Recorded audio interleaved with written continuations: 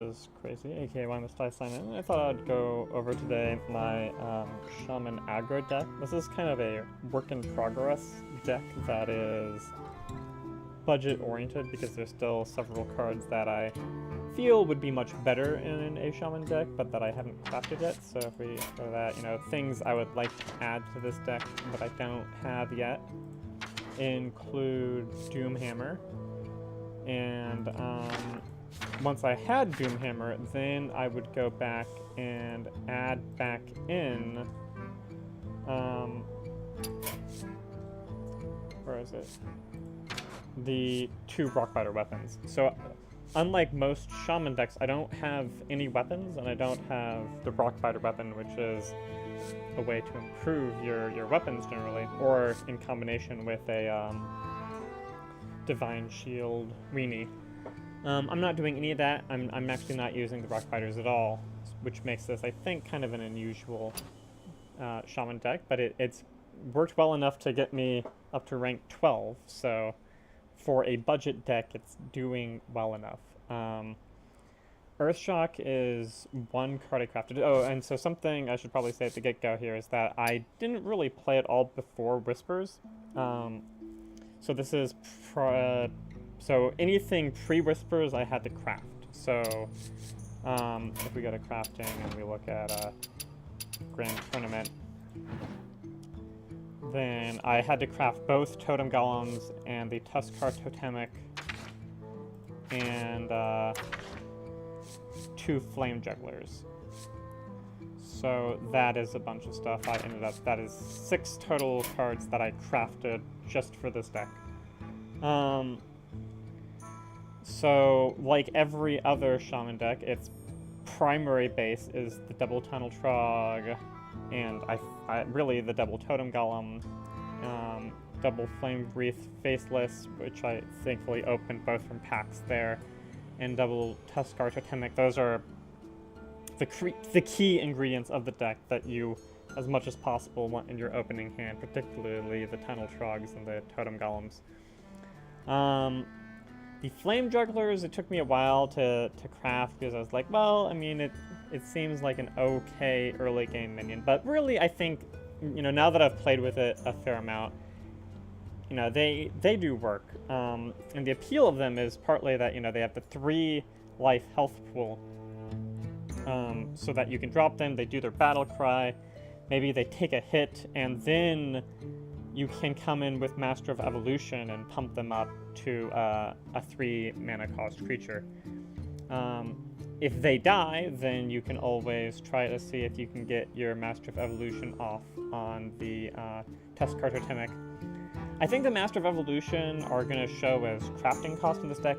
I got both of these from packs because I've been, I think I got at least one just from the opening Whispers packs that you get when Whispers started. And so beyond that, there's some hexes, which are just normal Warlock cards. Earthshock I also crafted for this deck. I think it's not, I could have gotten it from a pack, but I didn't. And I was reading in a couple of different guides, and one of them was like, yeah, Earthshock is a pretty good choice. I'm not sure... I'm not sure that I should have crafted this particular common, but it ended up working out. In combination with Lightning Storm, Maelstrom Portals for general board control, and then the 2 hexes to deal with big targets, Earthshock can kind of complement either one, right? If there's a imp, or some sort of divine shield creature. There's some minions that this just really immediately annihilates, and it doesn't hurt too badly in a zoo deck. So, Hex sometimes, until they drop that 8/8, at which point you absolutely need the Hex. For a while, it can be like, well, Hex is not going to help me deal with zoo. Where Earthshock definitely will, right? It's actually very helpful for that, and you see a lot of zoo. Knife Juggler also helps with Zoo. And then Rumbling Elemental is basically in here because I just don't have a better card right now. I mean, maybe there's something I should put in, but, you know, the 2 damage can be nice when you're, you know, you can drop this and then drop a Murloc and throw off 2 damage. If you have the Knife Juggler out, then it ends up being 3 or 4 damage here or there, which is not very much, but can make the difference if you're kind of in a close match. Fire Elemental, for a while I was running 2 Fire Elementals, and I feel like the curve was too bad. I still go back and forth on whether I should throw back in the second Fire Elemental, you know, basically as opposed to the Rumbling Elemental. The Fire Elemental is, of course, a lot easier to use, and can make a immediate difference, you know, if your opponent is sitting there at 3 life and you just have lost board control because of a board wipe.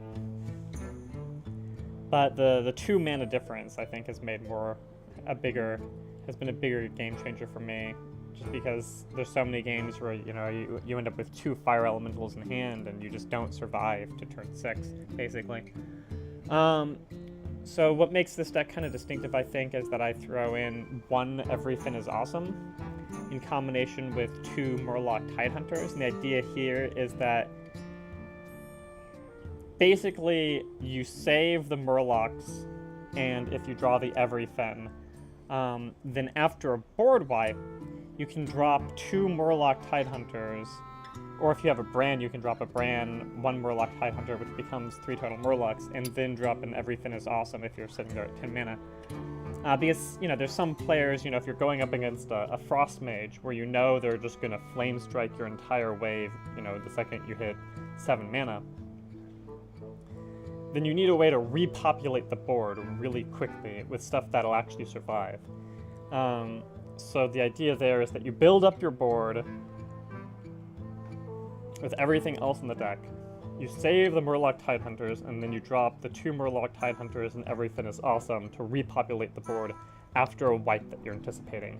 Now, of course, it doesn't work if you draw the Tidehunters and no other minions, which, you know, if you don't draw any of your totems, then you're probably going to lose that game. But Everything is Awesome, you know, isn't actually bad to have in your starting hand, you know, if you hit 7 mana and you have Murloc Tidehunters in hand, then you can drop 2 and buff up your entire board. Maybe you end up surviving the Flame Strike or the Lightning Storm or whatever it is that they're going to try to use to clean up your board. Obviously, Rumble is terrible for this deck, as is most board control spells, which a lot of people play. Flame Strike is pretty bad for this deck. This deck tends to do strongest against Druids, other Shamans, and let's see what else. Priest you have to have tempo against. You know, if they draw the right control spells on time, you're just gonna lose, and there's not gonna be much you can do about it.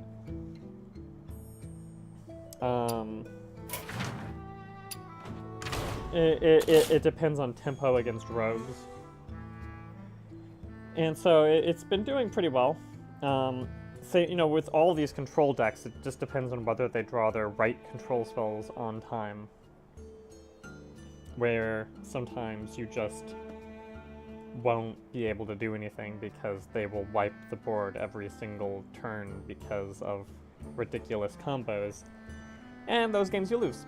But the decks where they don't draw everything on time, you can aggro them down before they get their big game-winning combos off. So that's the idea of the deck, is win fast with some attempt to regain board control after a wipe. Anyway, I hope you enjoyed watching. That's the idea of this deck. And I'll go ahead and post a link to the deck list in the video description.